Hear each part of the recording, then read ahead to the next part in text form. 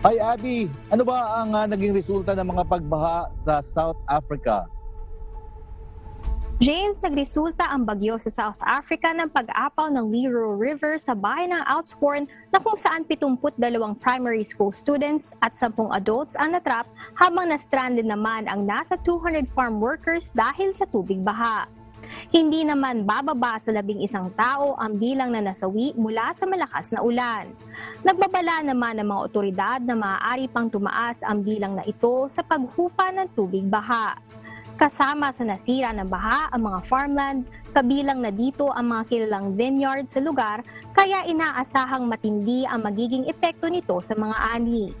Samantala, suspindido na rin ang rail services sa Western at Eastern Cape.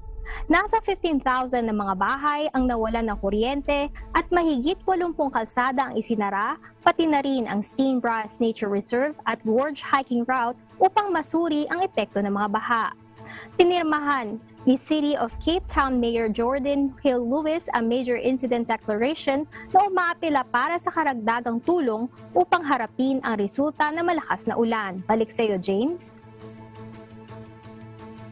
Abby, sa ngayon ba patuloy pa ang search and rescue sa mga lugar na naapektuhan ng pagbaha? Oo, James, patuloy pa rin ang search and rescue operations dahil pinangangambahan na may mga taong natrap sa mga lumubog na bahay. James? Yun, sana makita naman sila at wala naman sanang additional na pinsala. Maraming salamat, Abby Valdez, mula sa Texas, USA, kung saan nanalasa si Hurricane Harvey noong 2017, isa sa pinakamagastos na natural disaster sa kasaysayan ng bansa.